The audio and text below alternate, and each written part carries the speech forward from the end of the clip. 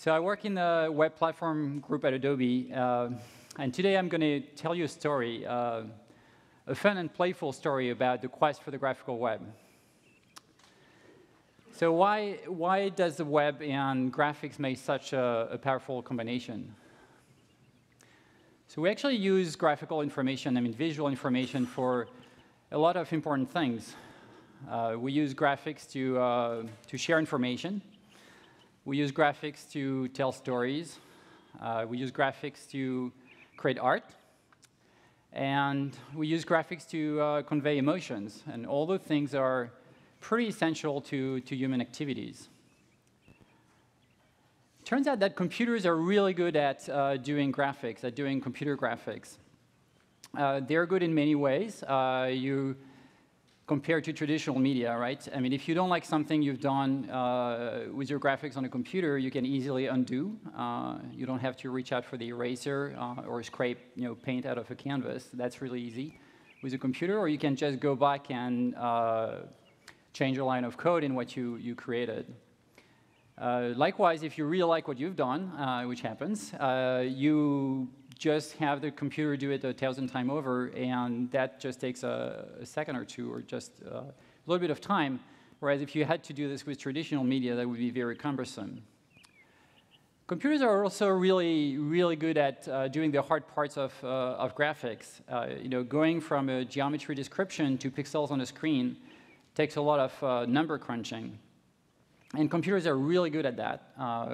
They can take really difficult problems and do 2D geometry, all kinds of 3D geometry, and they do all that for us very efficiently. Now, there are still things, we have this mighty power in the computer, but there are still two hard problems to solve. One is expressivity and expressiveness, and that's a connection between these wonderful graphics capabilities we have in the computer and what the author wants to express, and how do we communicate. So that's a hard problem to solve. We want to be able to tell the computer what to do without having a PhD in computer science, necessarily. And we want to make it expressive enough that all of us can tell the computer what to do and create the artwork or the information we want it to display. And then the second thing is, once we've set out to, once we've created our visual representations and our graphics, we want to share it with the world. I mean, the reason we set out to do anything to begin with is to communicate something to someone, tell a story, share information, or convey emotions, or do art. And those two things, sharing and expressivity, are really the forte of the web. When I started working on web graphics about 12, 15 years ago, I worked in the SVG working group. That's a scalable vector graphics working group. And the thing that really drew me to that effort was that it was really extremely simple with a declarative markup to tell the computer what to do. And that was a lot simpler than writing a program. And I could script it. I could generate this markup in many different ways from a tool. I could hand code it. I could have it generated on a server. That was all very simple. So the expressivity level went up a lot. And then the second thing is, since this was web technologies, it was I could view it in a browser. I could deploy it in a matter of minutes and have it reach a really wide audience. So I think web graphics are really awesome. And today, we've seen a few examples of really creative work, very graphical work that's starting to be built on the graphical web. But a lot of the existing content is still around documents and around some application level. But we think there's a lot more to do with the graphical web.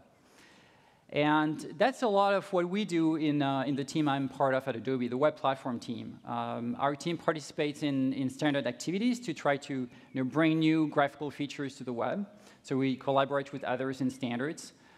We participate to open source implementations like WebKit.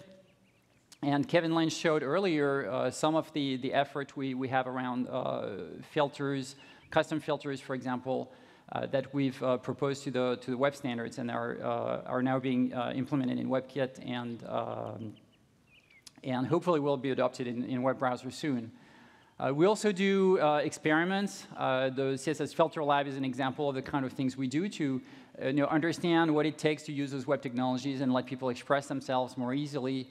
Or the iPhone 5 application you saw with built-in filters is also the kind of things we do in our team. So this is all to learn how to use the graphical web today and try to push the envelope and go towards the things we can do tomorrow. And this is really the story we wanted to tell today, share with you what we think we have on the current graphical web and the things that are coming. And we wanted to do this in a kind of fun and playful manner. So when I was talking with my team and preparing this event, we were thinking about, well, how do we tell that story? And we rapidly converged on something saying, well, there's probably no better way to tell the story of the graphical web than using the graphical web itself. So everything you're going to see in this presentation is actually running in a browser, as you can see on the screen. And it's using all the technologies I'll be talking about, the current technology, the current graphical web features, and some upcoming ones that we have prototyped.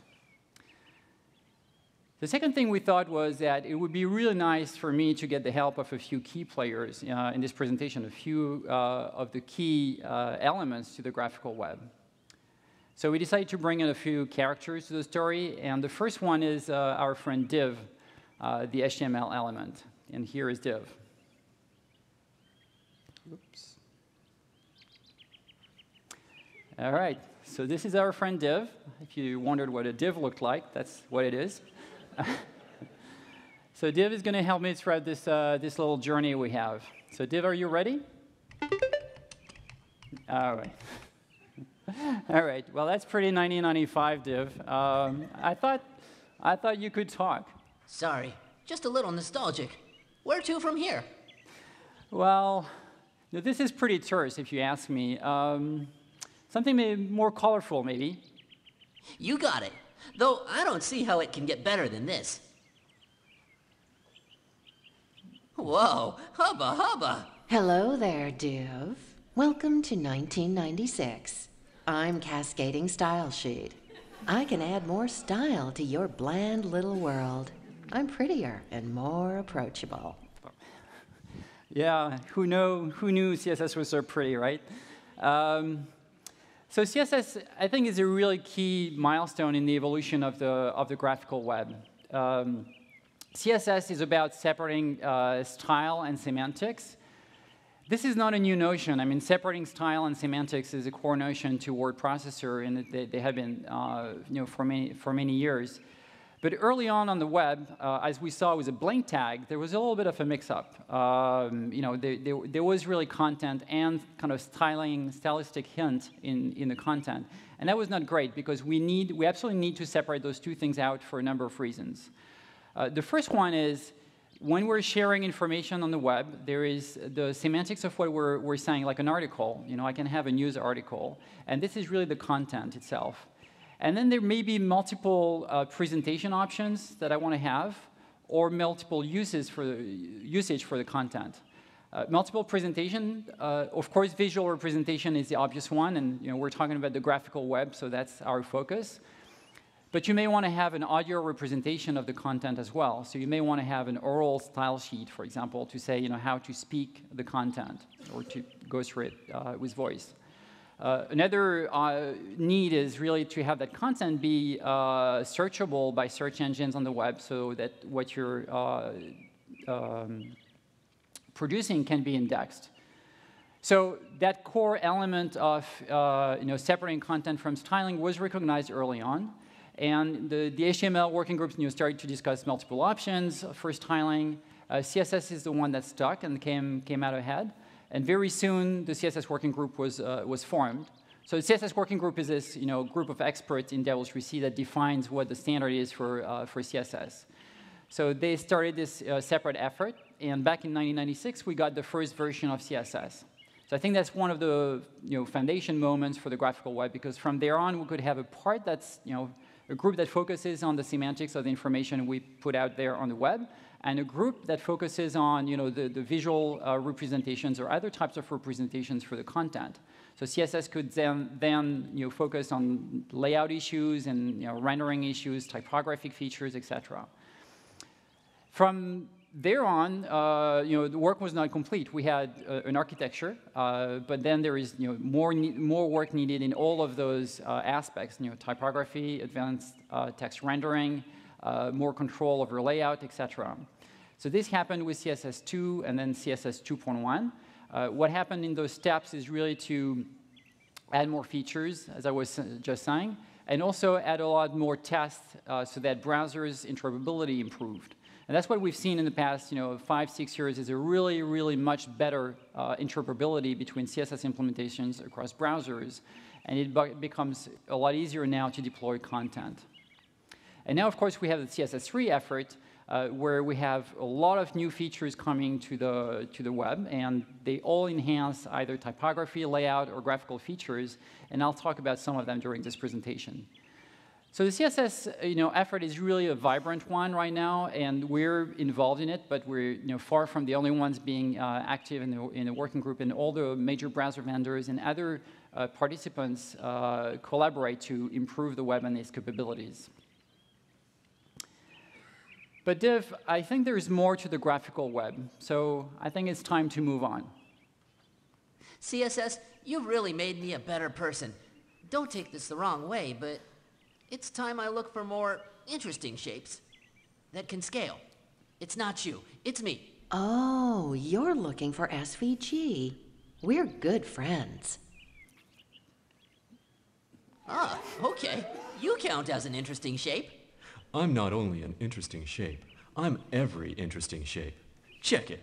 Wow, you're vector graphics. Scalable vector graphics. Want to see? Whoa, awesome. Yeah, this guy is in great shape, I think. So SVG is another, I think, big evolution on the web. It started in the late 90s, and it really allowed us to move beyond boxes. That's an important moment. If you think about what you have if you're using CSS and HTML, HTML gives you 3 graphical elements. You've got text, on which you can have typographic control and layout control. You've got images, which are basically assets you can bring and put on the page, but you cannot reach out in the image and change things. And then you've got boxes. And those are like all the elements are in a box, and then you can lay them around the way you want. But in terms of graphical power, that's fairly limited.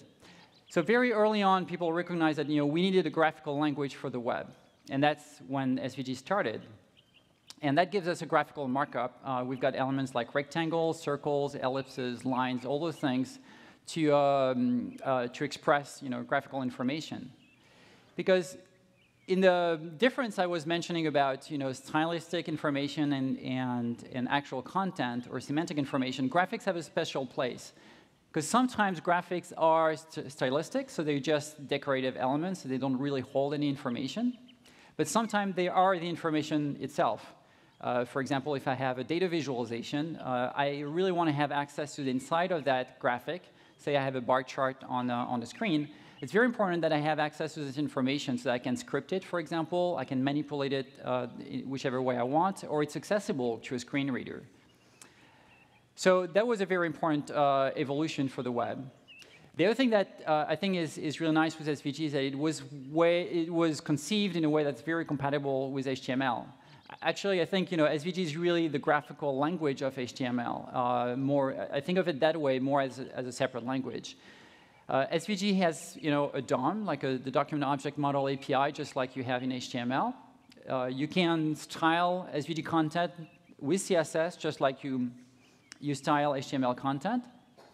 And then you can apply animation to SVG just the same way you do to HTML content. So there's a lot of capabilities in the language. Another thing that SVG brought, especially if you think back in the late 90s, is attention to advanced rendering capabilities. At the time, CSS didn't really have most of those features.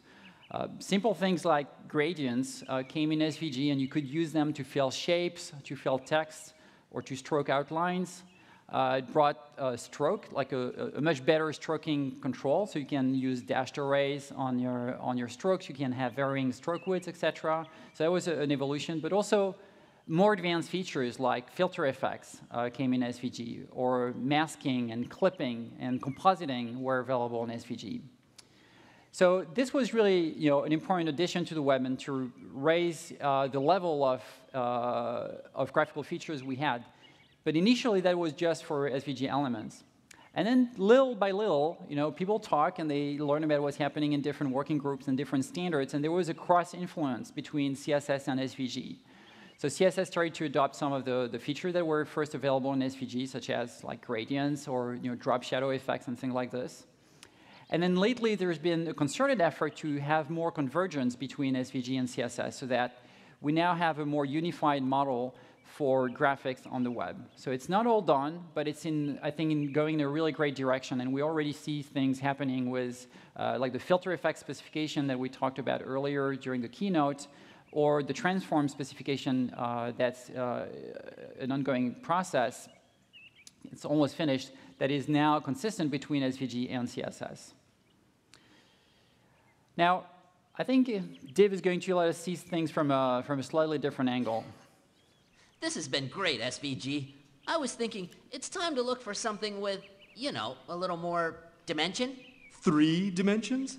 Well, why didn't you say so? Let me help you get a little perspective on things. Oh man, I've been mooned. Welcome to the Z-axis, Div. I'm 3D Transform, and things just got deep. Like, have you ever wondered if we're all just a bunch of ones and zeros, flicking switches on and off for eternity? Wow, what does it all mean? It means we can view things from every angle. Hey, I can see my house from here. Very nice yard, Div. I like to have one like this. So CSS transforms I was just saying, is an example of something where there is convergence between SVG and CSS. But originally, transforms were an attribute in SVG, and they were just letting you move things in the 2D plane. So you could take an object and rotate it, scale it, move it whichever way you want, but this was limited to a 2D space. Also, it was not a styling property, so it was just an attribute of your graphics. You couldn't say, I want to apply this transform to all that category of elements, the kind of things you can do with CSS properties. So when CSS adopted transforms and added transforms to CSS, we had those two things. So it became a CSS property, and it allowed for 2D and 3D transforms. And they're a pretty essential expressive tool. The ability to move things the way you want for computer graphics is really essential to be able to do the things you want and represent the information the way you want it to be represented. So that was a very important step. And it can enhance the user experience in many ways, if only for subtle things in user interfaces.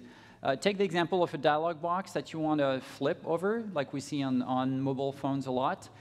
If you use a 3D transform with a little bit of perspective, you have a much nicer feel for what the transition is about. It's a much natural look because this is the way you see things in the real world. So they're really a good way to enhance the user experience. And another thing that happened with transforms when they were brought by browser vendors in their implementation was a lot of attention to speed so that we have fluid experiences. And the attention to speed made browser vendors look at ways to leverage the power of the GPU that now is kind of prevalent in all computers so that we have the best possible experience. But the key point here is that for the graphical web, we now had implementations that were trying and working really hard to accelerate and speed up the rendering of the graphics we described. So this is a really nice addition, and I'm sure we're getting Div really excited. I wonder what Div is now dreaming of. I'm starting to dream big now, 3D. I want even more out of my graphics. I want to control them on a granular level. If you want granular, you want pixels. Whoa, that's freaky. I'm 2D Canvas, and I can do more than create shapes and colors. I let you manipulate the particles in this universe. I like your particle friends, Div. So this is an SVG canvas with a lot of small particles playing around. So canvas is an HTML element. And it's a very interesting addition to the web, I think a much needed one. But it works very differently than everything else I've described so far. So the other technologies on the web are declarative. So if you look at HTML, CSS, and SVG, you basically describe what it is you want to see on the screen. You hand it off to the browser, and then the browser will use its machinery to draw it and render it on screen. So your job is just to describe what you want. Canvas has a different approach. What it says is, give me an array of pixels. So give me a pixel playground I can play with. And give me different context, different API context that I can use to touch the pixels on that playground. So 2D Canvas is an example. You have primitives to draw rectangles, to draw arcs, to draw arbitrary shapes, specify the color you want to draw them. And it gives you full pixel control over what's happening on the canvas. You can draw pixels and you can read pixels. The thing to really understand in the dichotomy between the two is that Canvas is an imperative API. You tell Canvas, do this now. The Canvas context is going to execute a bunch of commands and touch pixels. Once a command is finished, there's no notion of the graphic primitive you drew anymore. You're left with a set of pixels. If you want to remember that you drew a rectangle, you drew a circle, or things like this, you need to manage this yourself in the program you write. So that's the difference between declarative and imperative. And also, for the web, if you deploy content on the web that's using Canvas, the Canvas is a black box for search engines or other technologies that would try to understand and analyze what the content does. But both are needed because there are times, like in this example, where it doesn't make sense to create a humongous DOM of graphical objects that don't really need to be accessed for any good reason. In the example of our constellation friend here, we've got a zillion particles that together form the graphic we want to do, but it wouldn't make sense to create like SVG circles for them or HTML elements because I don't need to style them individually. I don't need to have event handlers hooked onto them. I don't need to script each of those particles separately. So there's really different use cases for a declarative API, and there's different use cases for imperative APIs, and both are really useful. So I think Canvas was an awesome addition to the web, and it's widely implemented now and available in all the modern browsers. But this was 2D primitives again. I mean, we saw a little bit of 3D with the transform, but this was 2D. And I think Div is going to want a little more out of his canvas. How realistic can we get here? Are we talking mind-blowing effects? Because I'm thinking like Spielberg here. For that, you need to go further into space. I won't lie. This is a little weird. I am WebGL. Here, you can experience real-time advanced visual effects and 3D geometry. Yeah, 2001 Space Odyssey, Div, really? That's, your classic, huh? So WebGL is another Canvas. It's another pixel playground. It's a different API than 2D Canvas. But at the end of the day, the same thing is happening. So when you use WebGL, you create a canvas that gives you a set of an area of pixels, and you use a different context to draw those pixels. It's a lot more elaborate with WebGL, or at least it's different. It's a 3D context. So you've got full 3D geometry support. You've got shader support. But at the end of the day, it's the same thing. The WebGL engine is going to do a lot of magic, and at the end of the day, it's going to draw pixels on your canvas. Then you can read those pixels back, do whatever you want.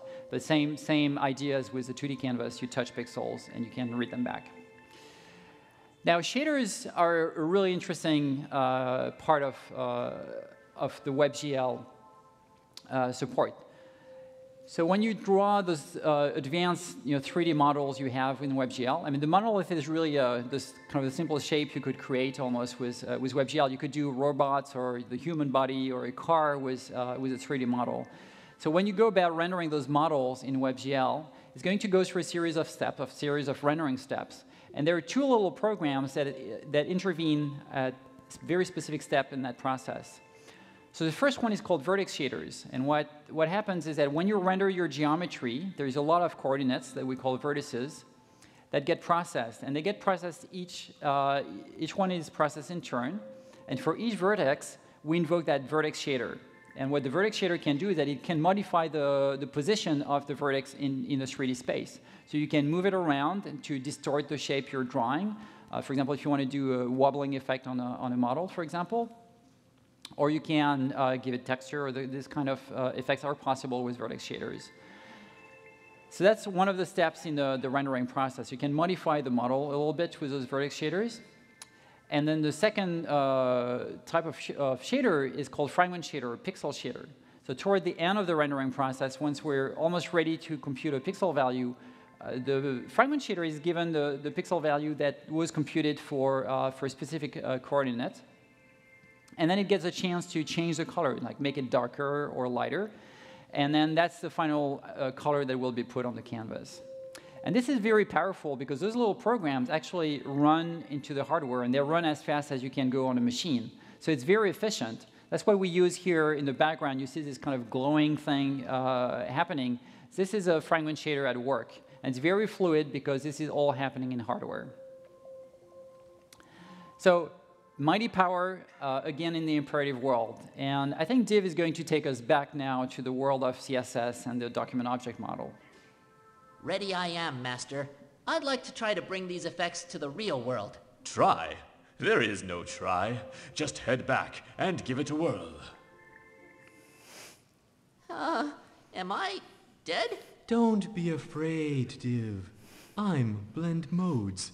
Simple opacity can't do this. Wow, all right. Hope nobody got scared. So blend modes. Blend modes are, I think, a really exciting addition to the web. This is something we're currently working on with others in the W3C. There is a proposal on blend modes and compositing. They were co-editing with Canon, actually, and other companies, part of the working group, are contributing as well. So what is blend mode about?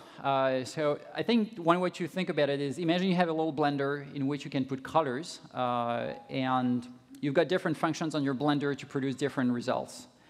For example, you may want to take two colors and multiply them, or you may want to take two colors and do an overlay, which is a different type of operation. That's the one we use here on the screen. If you notice the way the blue shade of the ghost interacts with the background is done with an overlay. You cannot do this with traditional opacity. So this little blender works on two colors. So the first color we put in the blender is the color of the element we draw. So here we would put blue in the blender. And the second color we put in there is that of the backdrop, so the color of the scenery, so the greenish colors we have in the background. And then the blend mode will just mix those two colors in multiple ways. There's multiple blend modes we can use. And they're very, very in demand by designers. So this is really a designer feature, if you'd like, because designers use blend modes day to day in tools like Photoshop. And it's been a little bit of a frustration, I think, for some of them that you could not apply those blend modes on the web. Because it's very limiting. If you can only do it in a tool, what you have to do if you want to use the effect on a web page is that you have to apply it in the tool, export this as a raster image, and then use the raster image on your page. But then you've lost the ability to change the colors or to change the textures that you're mixing. So you lose a lot of ability. And that's why when we bring blend modes to the web, we have a really awesome combination with blending and animation. So they love each other. Blending loves animation because this little blender I was talking about will kick in every time we animate the color of our ghost here. The little blender is invoked to remix the colors live as the animation is going. And I don't have to go back to my tool to regenerate the assets. I can just use the shape. I can just use the background and say which blend mode needs to be applied. So Div, I think this is a really nice addition to the web, don't you think? Okay, this is progress, but what about distortion? What about all the cool effects I can picture in my head? Oh, that princess is in another castle. Welcome, Div. We've been awaiting your arrival. What is this place, Princess Shader? It's where I bring it all together. Here, I can do vertex distortion and per-pixel color manipulation. Yeah, awesome powers, Princess Shader, right? So I'm very excited about this feature. This is something we talked about at Max last year for the first time. It's a proposal we brought to W3C. And Kevin showed earlier a tool, the CSS Filter Lab tool, that lets you design those type of effects. I think it's a really important evolution on the web, and I really hope to see this adopted quickly in browsers. What it does is that it really brings the power of the GPU to the declarative world. With a simple filter declaration, you can reference those little shader program I mentioned earlier and have them kick in and do all the work you want. And they do this on arbitrary HTML. It's not just limited to applying to an image. You can apply to a live piece of text where you can still do selection. So for example, in the example we saw this morning, you had a little bit of text and you had some characters from the story showing. You could select the text on that and have the effect still apply live on that HTML content. So it's very powerful because you really get to harvest the power of your GPU. And it gives you really cinematic powers in your CSS. So you can have those very fluid effects because they're leveraging the power of the CPU. Now, you may wonder how this works compared to the world of WebGL. So the way it works is that the browser does a little bit of work for us. Instead of us defining a 3D model and then compiling a program with those shaders, we just say the shaders we want to use.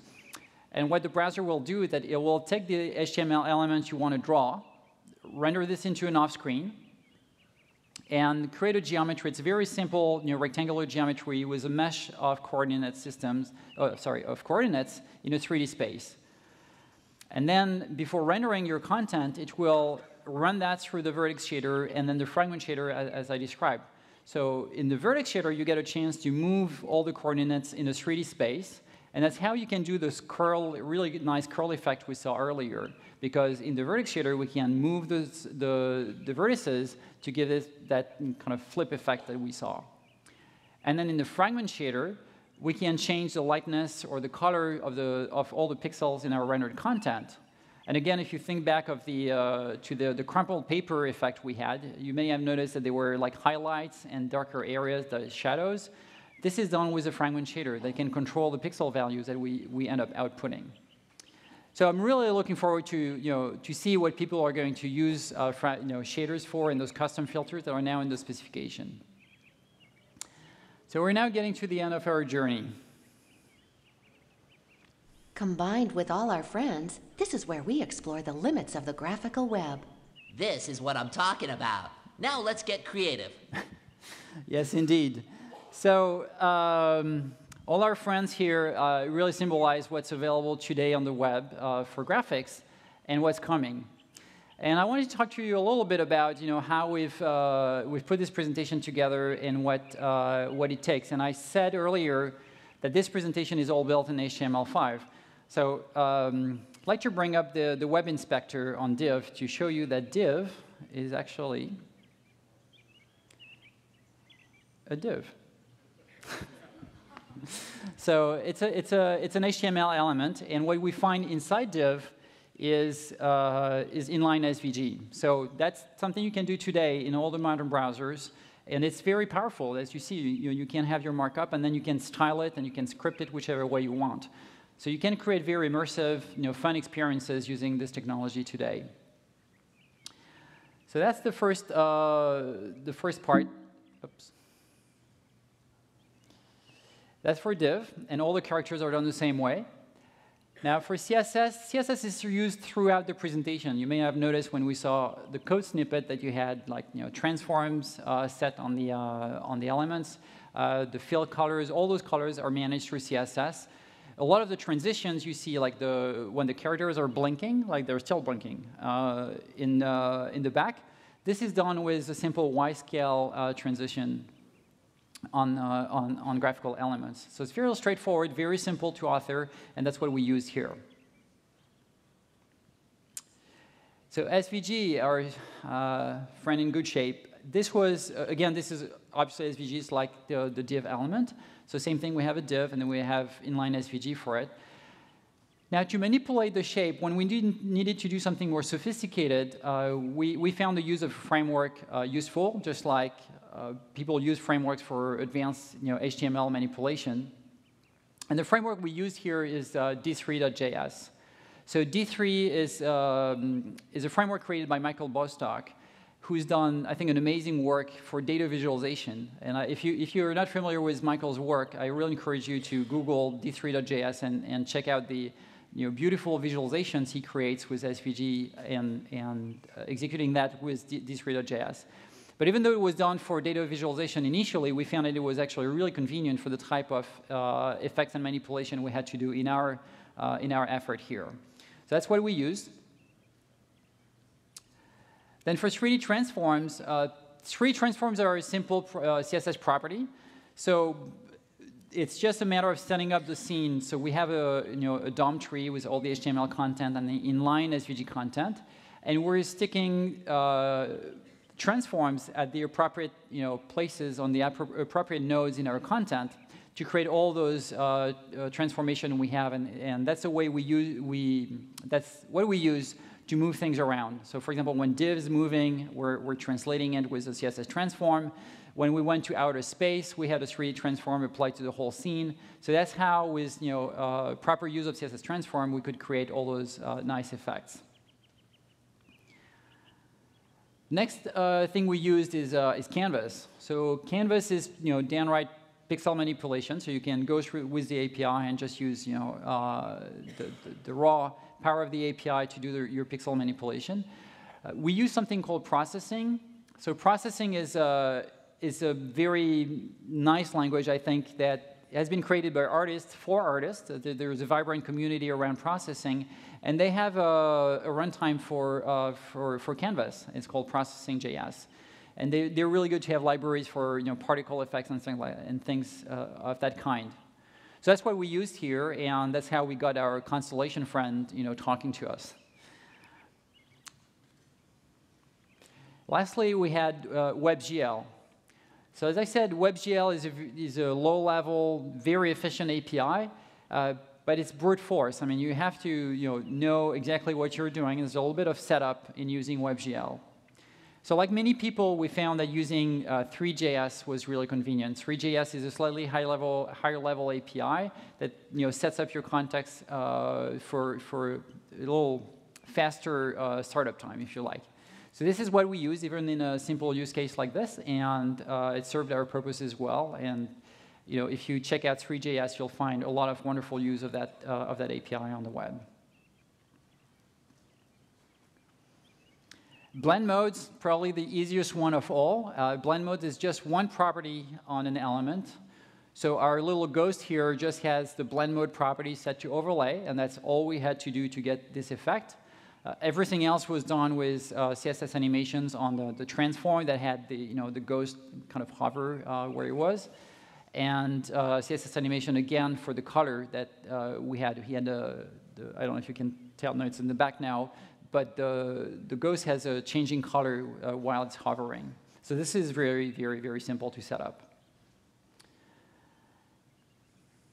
So finally, custom filters. The awesome Princess shader. So Princess shader, the heart of the work is really to set up the filter itself. So write those shaders. And a tool like CSS Filter Lab helps a lot because it will help you debug and find where you make errors and see it live on the screen. Otherwise, you use the animation of the properties. This was just a matter of finding different configuration for the filters, and then have CSS do the interpolation and animation. So that's how we get the floating movement on the manta ray. So this is the end of the journey, and before we part, I wanted to thank the team that's worked on this, and especially CJ, who's here on stage with me, who's been the master puppeteer for putting all this together. So a round of applause for CJ.